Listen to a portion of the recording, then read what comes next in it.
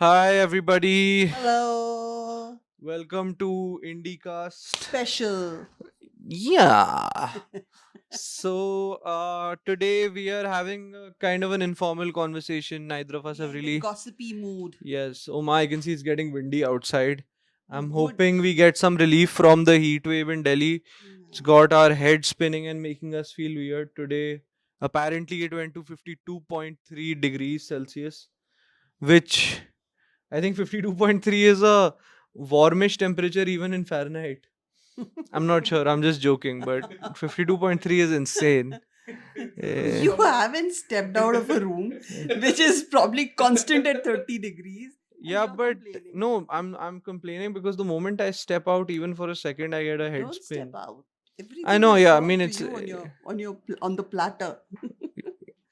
अच्छा चलो चलो come to the main mudda. recently mom and I we went to a book reading conference kind of a thing, and it is a tri-party authored book. I don't know if the term makes sense, but it's three people who wrote one book, one being a New York based psychiatrist, Dr. Neil K. Agarwal, and the other two being A.S. Dulat and General Durrani, the chiefs of RAW and ISI, respectively, the intelligence agencies of India and Pakistan, respectively. And my mom and I were excited about the talk. One of our very dear family friends had invited us for it, And he was and the moderator he was actually. also the moderator on that event, Mr. Yashwardhan Azad. He was one of the phenomenal speakers that day. But all in all, the overall event was rather disappointing. I think that large parts of the event had very little insight to offer. Many of the speakers who have occupied high positions in the past didn't really do justice to their authority. Stature Yeah, and the stature. stature. Uh, do you have anything to add, Ma? In nutshell, I would say I came back feeling very. I came back feeling cheated. I thought I went there to get some insight, whereas I came back feeling that my intelligence was constantly being challenged out there. So Yeah, that's the feeling I had. I think that this is a reminder of what Mr. Hussein Haqqani, the former Pakistan ambassador to the US and now policy commentator slash journalist, calls the Jhappi Puppy culture. So, there are a certain, I'm not naming any linguistic category or race or group of people, but a certain ideology rather on both sides of the international border who are more focused on, giving each other hugs and romanticizing about how beautiful the relations between India and Pakistan would have been before we were all one unified subcontinent and those kind of things. So, I think that that Jhappi Puppy culture is what we saw at India International Center the other day. In fact, um Mr. Dulat and Mr. Durrani had no business showcasing the kind of bonhomie they showcased. Their friendship, their familiarity in no way brings India and Pakistan closer. In fact, it raises doubts in my mind that what the heck are the two doing together? I Yeah. mean, Mr. Dulat is not an ambassador. He's a sleuth who has to act as an ambassador and emissary sometimes, but he can't really become an ambassador of Pakistan for India. Yeah, he wasn't like the high commissioner or anything. And I understand why the secretary of RAW and the DGISI might need to keep back channel talks on or have a hotline. But that's different from becoming like besties or buddies, which is the kind of impression these two try to give. I think many people have read that book and not been very strong endorsers of that book for obvious reasons. The Spy Chronicles, again by Mr. A.S. Dulat, where I think he and Durani's friendship is mentioned very greatly. And Highlighted, yeah. I mean, nobody is interested in your friendship. Every diplomat, every intelligence chief, if they start writing about their friendships and personal relationships, where does the strategy and policy mindset go? Where do you go into the brass tacks of the real issues? That's, I think, what was missing that day. You It's like Hanumanji going to Sri Lanka and coming back as Ravan's spokesperson and trying to convince trying to convince Ramji that what is this war? War is futile. Leave Sita Maya. See Ravan and his Sena is so much like us. They eat like us. They cook like us. They dance like us. Blah blah blah blah blah. So I mean that's the kind of analogy that comes to my mind. yeah, I mean, that's incredibly uh, appropriate for this situation. I also think that there was another very distinguished gentleman, former union minister, the incumbent and newly elected president of the Supreme Court Bar Council, Mhm. uh, who who also occupied a significant space on the platform and the stage that day, and offered very little insight. I'm talking about Mr. Kapil Sibal, very reputed Supreme Court lawyer, and I'm not trying to judge his professional competence as a lawyer. But if you aren't really educated on certain issues which are related to the core of the talk, then why are you trying to honestly waste the audience's time? I mean, that would be like, somebody like me going on a conference about like ancient history, which is a subject in which I'm not an expert. So people should only occupy spaces when they have something very valuable to contribute. Because I think at some point Kapil Sibal ended up saying something like, why can't the Meiteis and Cookies live in peace in Manipur? And As I, if that's the solution. exactly, That like, may be an aspiration, can't be a yeah, like, solution. oh my god, the home ministry never thought of this before. Like, that's what was missing. The MHA should just go and tell the cookies and metis, यार तुम लोग दोस्ती कर लो यार ये idea तो आया ही नहीं मुझे मैं IB and MHA and CRPF, I mean, if they heard that talk, I could imagine them scratching their heads like, bro, what were we doing all this time?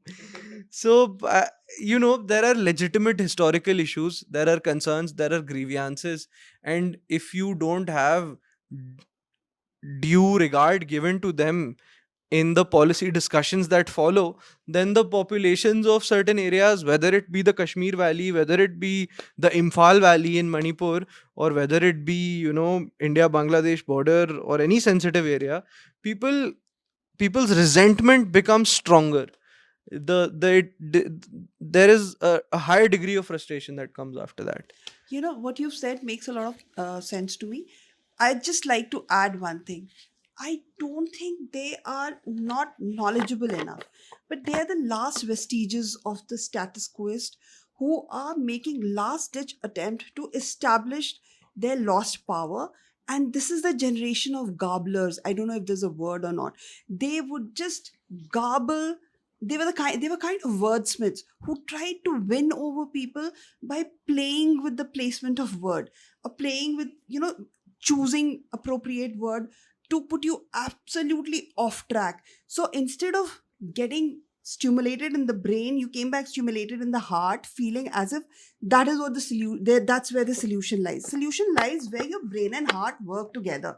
But in these garblers case, they used to turn the table in such a way that everybody came out wondering whether they're right or wrong. They're wrong mostly. Mhm. So they are the last vestiges of that generation, which I have seen. While I was growing up, they were the ones who called the shots and they were ruling the roost. Mhm. So it's nice to see them all kind of how should I mean it's nice to see the sun setting on them now. I think from a lot of public policy discussion forums, a lot of their ideas are being crowded out. Yeah, yeah. I think that's what's happening lately. I also think that on that day, the event was uh, done in the presence of a former Chief Minister of Jammu and Kashmir, Dr. Farooq Abdullah, who we all respect because of a lot of time spent in the public life in a dangerous area. However, I think he was also behaving that way in a word that can be only best described as frustrated and incoherent. I don't want to be disrespectful. I think my mom will end up doing that. But No, his only concern was that he wanted to take walk on the streets of Lahore and watch Mujra. It was a he actually said that. He Hira said Mandi effect, I effect on guess. him. Yeah. Yeah, He he was said such a something to the serious. extent of that Lahore का खाना बहुत famous है, लाहौर का मुजरा बहुत famous है, मुझे लाहौर जाना है. And I mean, he was saying it maybe with the intention of saying that, the cultural and linguistic linkages between the people over there and here are still there. Why did he say I love India, I love Pakistan too? I mean, I have no He objection said to that. his. I Of don't course, remember. he said. Okay, I don't remember him saying that. I mean, like I have no doubt you love everything and everybody around you, including Rekha also once upon a time. But why this chest beating that I love Pakistan too? God I find knows. it a little dubious. Yeah. Such statements are a little dubious to me. I feel maybe it's for his Pakistani Zaka to know that okay, Mhm. he's their spokesperson also. Hmm. So his Mujra, I wish he gets to see more of Mujra in Kashmir now than anywhere Hmm. else. Well, for that you need to give the present establishment credit for ensuring a good security situation in Kashmir, Mhm. so that people can focus on art and culture if they have to eventually. But I watched a very nice video of the print, again run by Mr. Shekhar Gupta, in which he was talking about how there's been an increase in the number of like coaching centers, NEET, PG, IIT, UPSC coaching I centers saw that all too. all over the Yeah, Kashmir Valley, yeah. which sort of indicates a diversion of energy of Mhm. the young adults of the valley. Yeah. So I think this could have been an interesting topic of discussion You know, on the day of the book event. immediately after coming back from this book review, we ended up watching that interview between Karan Thapar and Prashant Kishore. Prashant Kishore. God. So there was some similarities between the interview that we saw that Yeah. day on the TV and the book review session that we had come The back same from. culture, right? The same culture. Yeah. Even Karan Thapar is a journalist from that era who, again, instead of even asking questions, asking for any, or maybe constructively, critically analyzing the person in front of him or his ideas, of the ideas of the person who's sitting in front of him, he gets into intimidating them. Yeah. And it's all, you know, words, play of words that is at display. So you're saying this? Yeah. You're saying the prime minister did this? These guys have always had the advantage of having the masters, having the expertise on the master's language, and they became the brown sahibs who decided to treat the lesser mortals, according to them, who didn't know the Yeah. master's language, as their subjects. I love how Prashant Kishore cut him to size, though. He ended up saying something like, I can handle you and I can handle four like you also. In his Bihari English accent, I loved it. I, And, like, he needed more of that. He needs to hear all of that. And I love the audacity where Karan Thapar very condescendingly tells him, at least you didn't run away from the interview. I mean, like, nobody runs away from the interview. That they're not scared of you. They're not frightened of you. They run away because you are so annoying that you're running short of your patience, you're running short of your energy, and you don't want to take any further. Yeah, like, is your intellectual effort at being an Intimidating irritant? somebody. It's even not intimidation. I think it's irritation rather. You just get annoyed of such people. And they say now that if you jump in the puddle with the pig, you end up getting dirty. So why do you want to jump in the puddle with the pig? Yeah. And so it's not only about him. There's something about journalists these days which I feel has become a little twisted and annoying. The other day I was watching Arnab also. Hmm. Arnab is telling the commissioner of police of Pune, I'm not impressed by your justifications. Who the hell are you to be impressed? I mean, who are you that I would like to impress you? By man? commissioner of You police ko. are a bloody interviewer. Just do interview, do your talk, ask your questions, then make a conclusion. You can't talk like a commissioner, talk to a police commissioner and say, I'm not impressed. I'm भाई not here to commissioner of impress police you. को भाई मतलब investigation करानी है, court के सामने ले जाना है मैटर को, ये सब उस उनके सामने उस बोल सब दे। के बीच में Because Arnab Goswami is not impressed. Like give me a break man. But I don't think that this is I don't think this is a commentary on today's journalism. I think this is a culture of Karan Thapar and Arnab Goswami. See, they both kind of started in a similar setup. They're both from a legacy kind of a background, in some way or the other, nepotists in their own right. Yeah, yeah. And I think that the modern future social media led kind of citizen journalism that has come up lately is a lot better in information delivery, which a lot of these guys haven't been able to do. At least they haven't been able to keep up with. I'll respect the work you've done in the past, but lately you're simply not m- you're not understanding the pulse of the people. You've not got your ear to the ground, and that's why people are relying on sources like YouTube. Leave aside political ideology, I think it's happening across spectrums that people are now relying directly on social media. And on that, I will give credit to again Mr. Shekhar Gupta, because I think him and the print have been able to kind of ride this social media wave. I think the print is still fairly reliable. I don't see people from the left or the right complaining about it that much. And I think that's where journalistic competence comes. So why we're not trying to mix the issues? We brought in the journalist example here just because they were the specimen of the same genre that we witnessed on that book review day, because they are almost in the same bracket as those guys we were just talking about. Mhm. So that's why we brought the two examples in. Yeah, I was just saying that, TV journalism of this kind perhaps needs to reform itself to stay alive. Or, uh, I think this culture of trying to intimidate people by your language or your exposure has gone. It's in the Mm, past now. mhm. You will not score brownie points by trying to do that. Rather, you will end up resenting people. Like, people will end up resenting you. Sorry.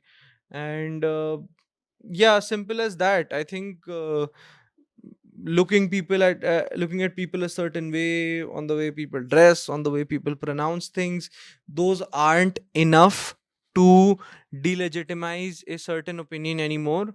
And I think it had been for a long time. And it's time for people from these so-called elitist backgrounds to introspect as to what exactly happened that led to so much cultural backlash. I think that's my overall point. Our overall view was View of it, yeah. of the discussion. So we can call it a day now. Yeah, I mean, these were our thoughts. A small, crisp IndieCast episode for you guys. This is a Special special episode for you all. And give us your thoughts. Feel free to critique us. And feel free to give us your opinions, thoughts. And keep tuning in, keep subscribing, keep sharing. episode. Bye. Bye.